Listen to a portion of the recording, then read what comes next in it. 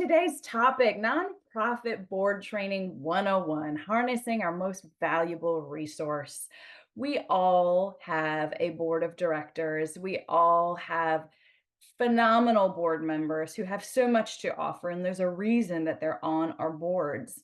But sometimes it can be challenging, not sometimes, it is always challenging to get them engaged, to get all of them engaged. And it's a continual process, right? We have to continue investing time in them for them to invest time in our organizations. So let's go ahead and kick off. First slide, please, there, Trish. I would like you to use the chat below and type into the chat the percentage of your board that both gives and solicits others for gifts. We know that most nonprofits struggle to engage their boards, so it's okay if the number is 0. It's also okay if the number is 100, you still have opportunity for improvement. But just go ahead if you could, just obviously doesn't have to be exact, but put in that chat. I'm going to give you just a minute to think about it. The percentage of your board that gives and solicits. Okay. I'm going to read some of these off. I want you all to hear where you're at. And again, there's always room to grow no matter where we're at. Even 100%, there's still room to grow. So 100% giving, 25% soliciting. What else do we have? 100%, 30%, 100% giving, 20% soliciting. Definitely have some common theme there. Congrats to you who have the 100% giving. I suspect that some people who maybe haven't dropped it in there don't have 100% and they don't know what that number is. That's okay. Again, we've got to start somewhere.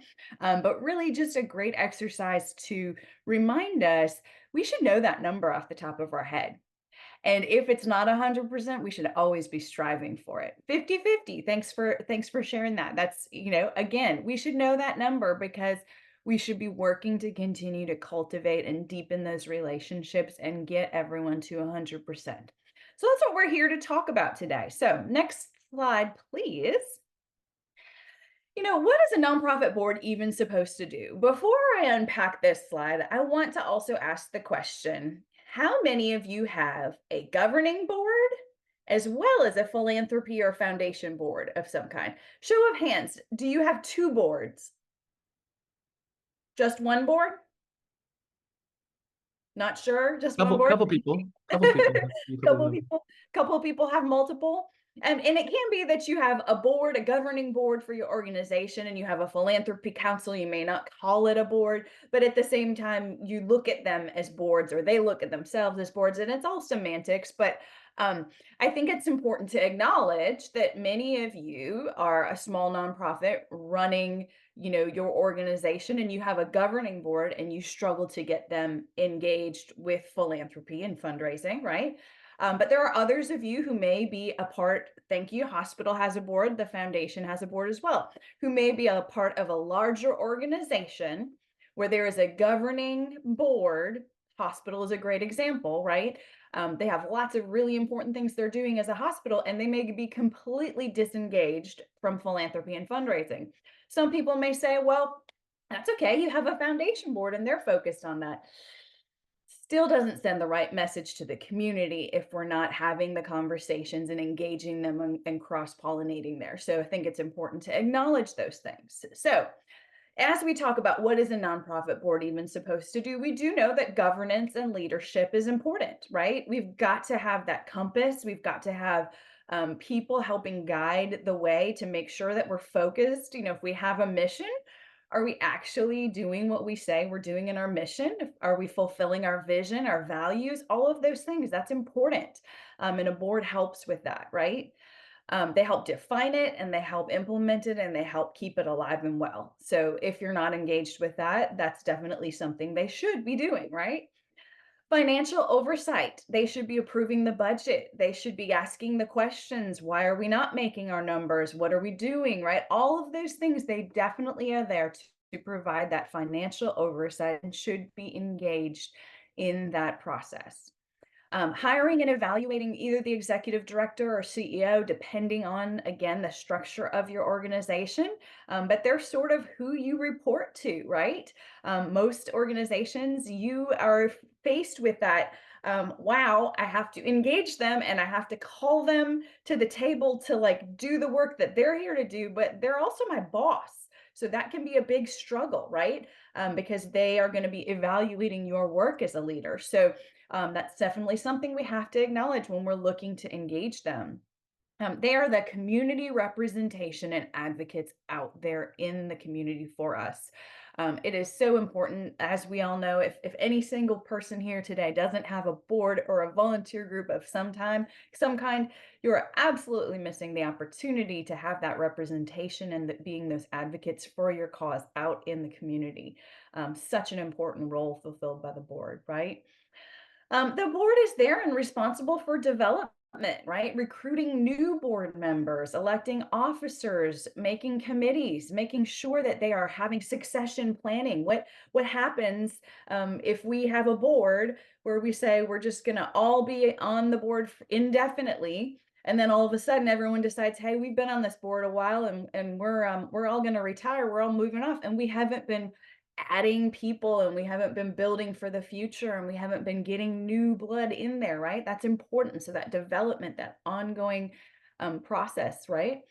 And then last but definitely not least, almost everyone here should argue that this is the most important role the board may play is that fundraising and resource development, right? We have got to have them as leaders because again, if they are out in the community and someone knows that they are on your board and they say something about the cause and they're like, well, I don't know, I'm not a part of that, they just squelched any opportunity you had with that person, right? So we have got to have them as leaders. If they cannot put their money where their mouth is and be invested personally, they really have no business being on your board, right? They've got to be engaged and involved in a way that's meaningful and significant to them. And that could be different for everyone. So that's a whole nother conversation, but they have to be a part of the fundraising and resource development for you to be as successful as possible. So, moving on into the next slide, we want to talk about how do we prepare them to do these things? We have to have a robust onboarding process for new board members, and we've got to have ongoing training for returning board members.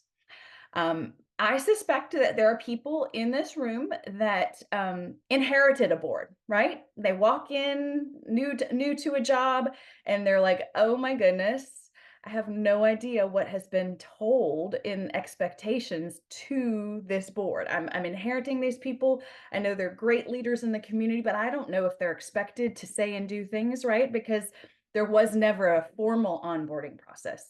Great opportunity to create an onboarding process and to create that ongoing training, right? So if you come in new and inherit a board, you can always use I'm going to make sure that we're providing that ongoing support. So you kind of engage where they're at and figure out how to move forward.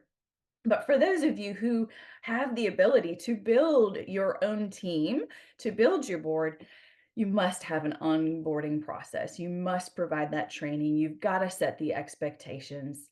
And we want to make sure that we're setting them up for success because nothing aggravates me more than hearing people say, oh, I sit on that board and I sit on that. I feel like that verbiage is always like they really just sit. That's why they say it. They're not doing. We want them to say, hey, I'm a part of that organization. I'm on the board. I'm invested. I'm engaged. And I can tell you all about why, right? So we want to talk about everything that we should be doing in our onboarding process and our ongoing training schedule.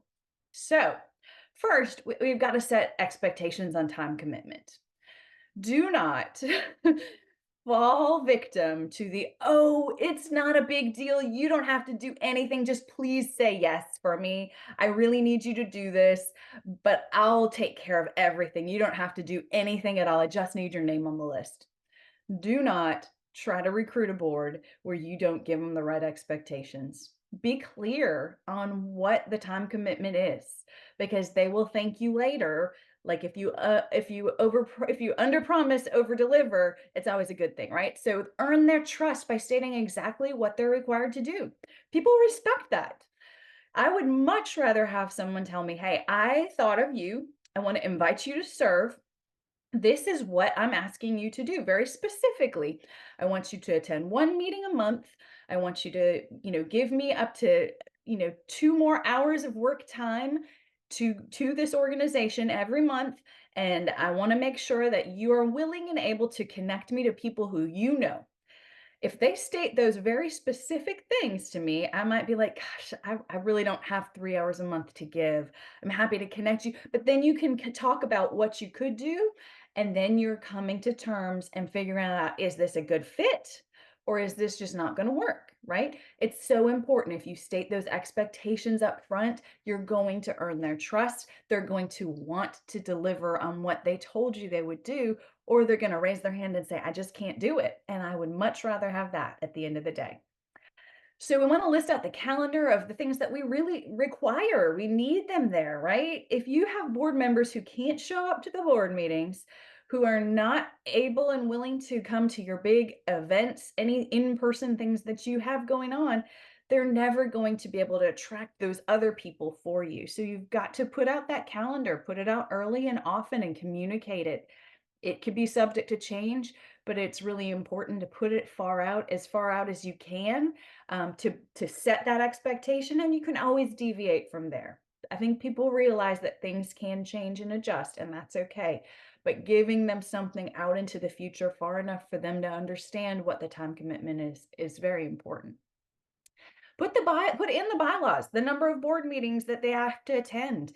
Let them know how long it will take. If you really are going to stick to an hour board meeting, stick to it. If your board meetings have to be 2 hours because of other things that you're going on, tell them that. Don't say board meetings are 1 hour and keep people for 3 hours. They will resent it. They will not be happy. Tell them what it is and stick with it. If you have to say, guess what, we're going to have to do some of this in another meeting, we have to cut it off at an hour because we committed to an hour, then you do that. But you've got to make sure that people know, and in the process, what the time commitment is. All right, next slide. Next, we have to set expectations of fundraising. Y'all, fundraising is a part of the job. This is what we're here to do. This is important. This is how we are able to survive, right? This is how we're able to do all the great work that you are so passionate about. So fundraising is a piece of the board member process. But guess what? It's not as scary as you think it is. I'm going to teach you, and I'm going to empower you. I'm going to equip you. I'm going to give you all the tools to be an important part of the process, but you don't have to do it all on your own. But it is something that we do here. We're going to set those expectations immediately that we do expect them to give. If we have a specific level that we're encouraging them to do, we should have that conversation. It gets infinitely harder to have that conversation later. Oftentimes we say, hey, you have to give to be a part of it. Awesome, great. We get going, people come to meetings, and we're like, oh, they haven't made their gift yet. Well, if we haven't specifically sat down with them and said, hey, here's what we were really hoping you would consider. Would you make a gift of X? Then we don't have anything to complain about. We put the expectations out, but then we also have to immediately act on that and make sure we're on the same page. We've got to set those expectations for committee service and time commitment for that. Hey, we're not just asking you to serve on the board. Every board member needs to serve on a committee because that's important, right? Qualify what fundraising is, right? Are we asking you to go out there and make the ask, or are we asking you to set up meetings? Are we asking you to show up and encourage others to come with you? What does that look like? What can that look like? And find the place that they feel comfortable with, and make sure that any anxieties they have are out front, right? Tell them exactly what you want them to do and give them the option not to serve, right? If you outline everything and at the end of the day they say, I'm just not comfortable with that, don't try to talk them into something that they clearly understand if they're not comfortable with it, because then it's just not a right fit. And sometimes we have to admit that. All right, after we've set those expectations, let's actually train them. And I'm going to hand it over to Jake to share a little bit more about how to do that. Wonderful. Most boards and actually most fundraising professionals don't have any training at all. It is on the job training. We would not expect this of someone who's like a lawyer or a doctor or a CPA. They all have like intensive schooling and an exam. And we have like the CFRA, you can get your CMP, you can get your CFP. Like there's various certifications that we can have. But for most fundraising jobs, I would say almost all fundraising jobs, these are not requirements. You just kind of get thrown in like, oh, I got some marketing experience, kind of. It's like, great, you're hired, you're a fundraiser. And it's even worse for board members who are not in the industry at all. And it's like, I can't get my board to go out and ask for money. It's like, have you ever taught them anything ever on how to do that? Well, no, they should just know how to do it. Why? There's no reason they should know how to do it. It can be complicated, or it can be intimidating enough to where if you're a little bit uncomfortable with it, you're just not going to do it. You're going to procrastinate forever. So this is one of the biggest problems we get. It's the question that we are asked the most often: help, I can't get my board engaged in philanthropy. It's probably because they weren't trained ever on how to actually ask, or even how to set up meetings. Say it's like, we don't need them to actually solicit. Our fundraising professional or our ED can go do that, but they're not connecting us. Have we trained them on how to do that? Either. Probably not.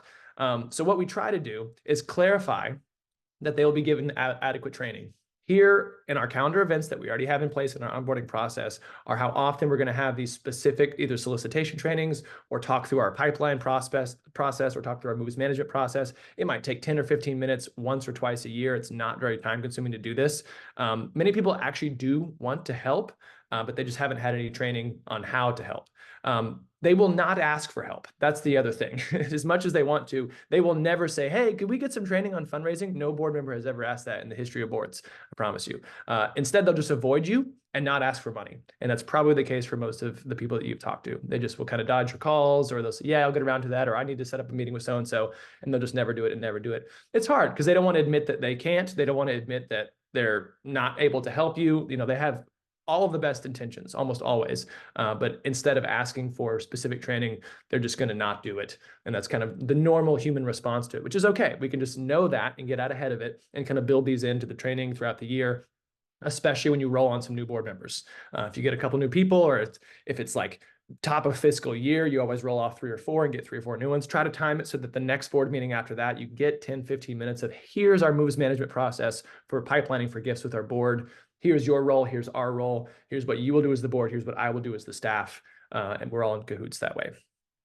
We also love as much as we can to do a live mock ask in front of them. The best way is to show them, hey, I'm going to sit down, I'm going to pretend to ask Marty for money. We're going to go through the whole conversation. You'll notice what I say and what I don't say. Here are the words that I use. And then we're going to have people go around the room who are comfortable and have them practice in front of everybody. Again, 10, 15 minutes tops. You can do these 3 to 5 minutes at a time.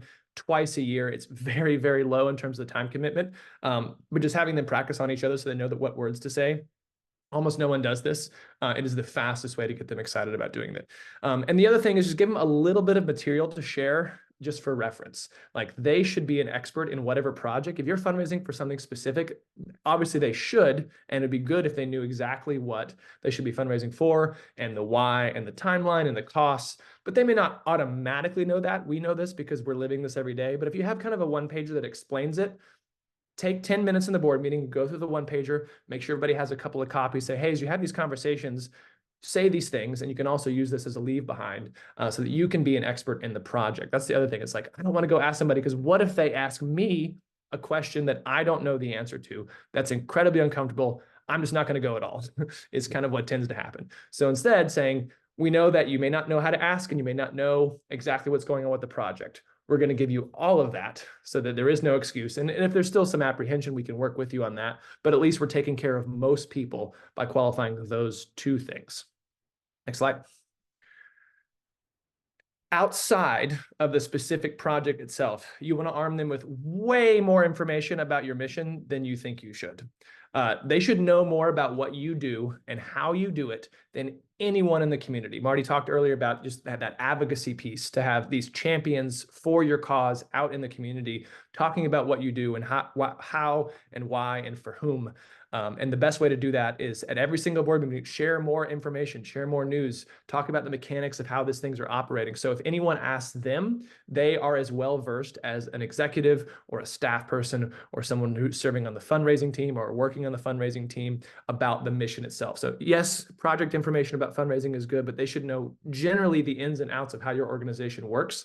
It will also help them advise the financials and the structure and the vision for the future if they're more of an expert on what you do. We just kind of assume that they would, but that's one of those things that we can't. I'm going to go to the question chat really quick. Could Pride provide some links or articles that might be appropriate to send to our board member once a month or so to keep them thinking about fundraising? Yes, we have a handful of these on our website, and we can also dig up a couple of more.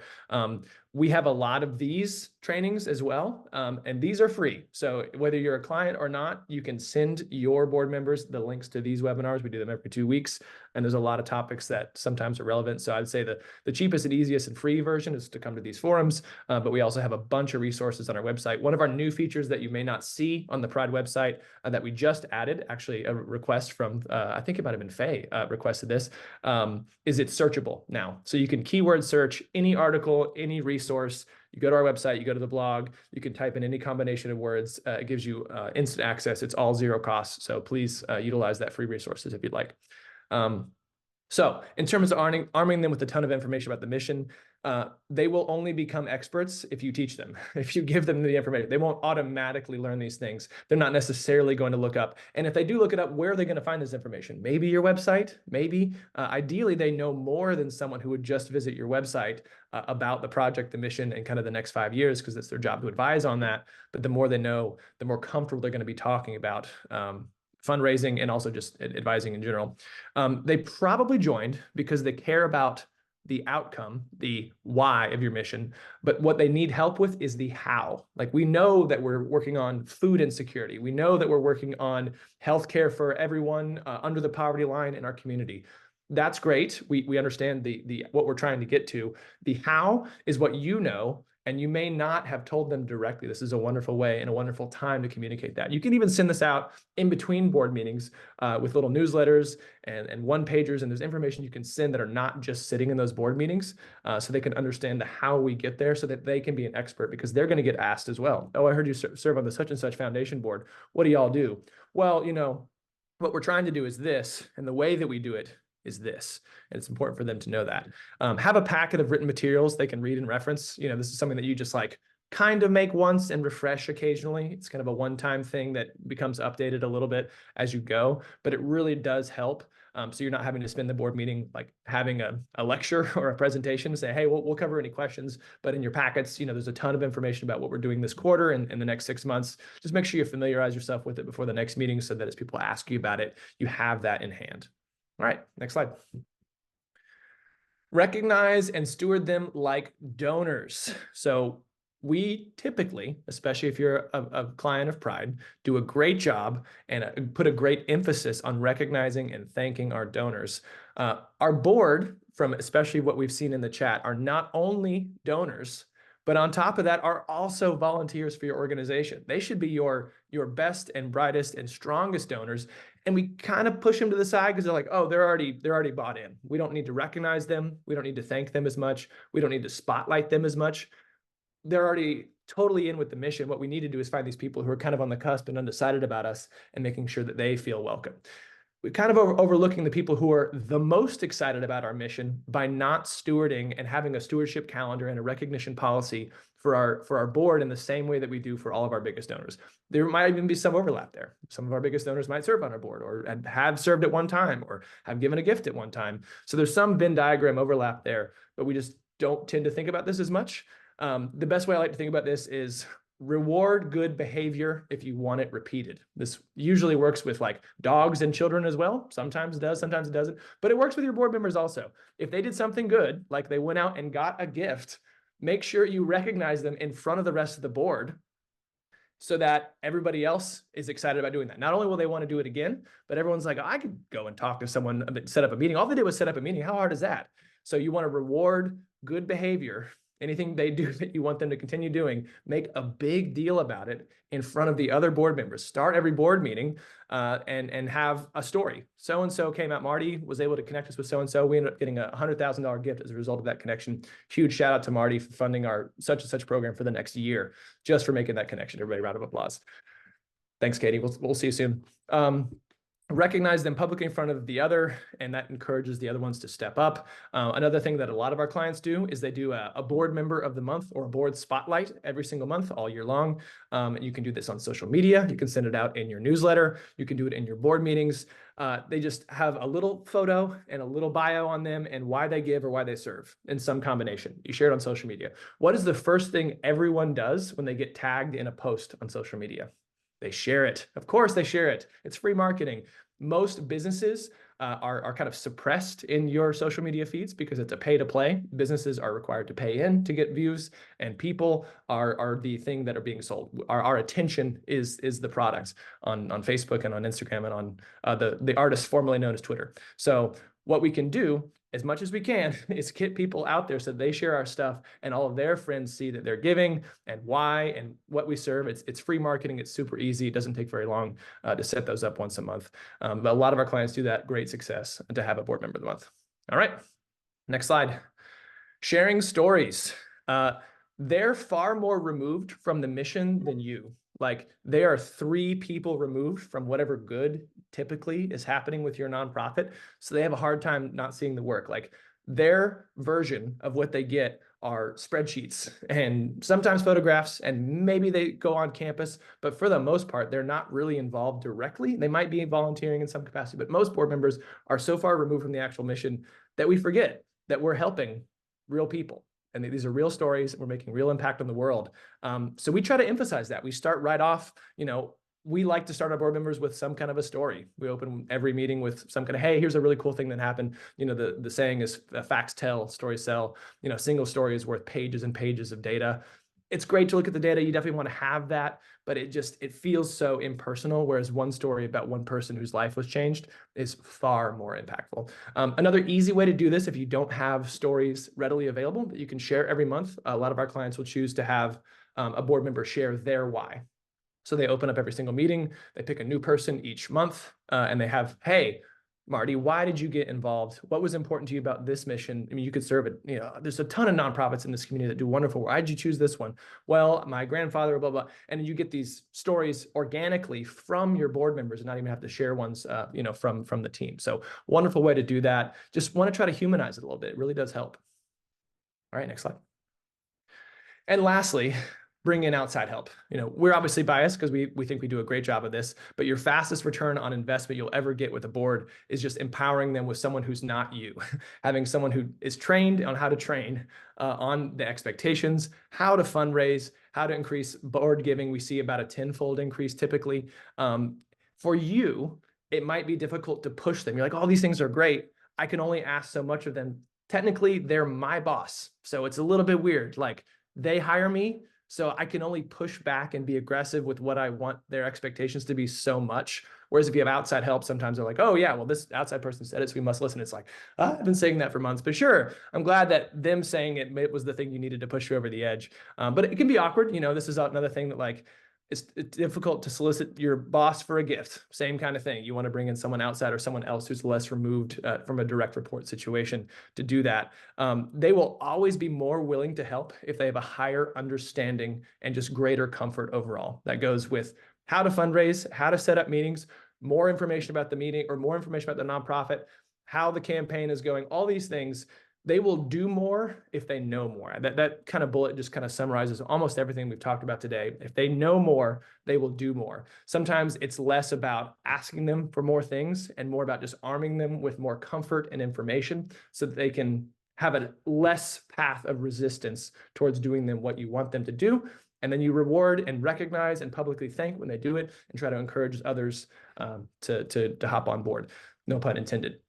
This is tricky to do. It takes a while to change the culture anywhere. But, we're at the top of a year. What better time to start doing new things than in January, get some resolutions out there and begin to improve our board's contribution to our nonprofit. So with that, we'll move on to any questions that anyone has.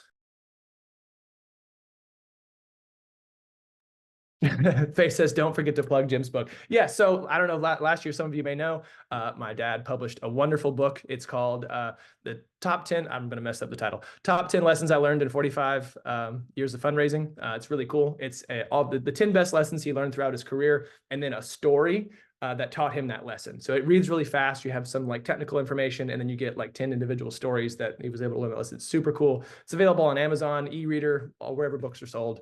But yeah, look that up if you'd like. Thank you for the reminder, Faye. Appreciate that very much.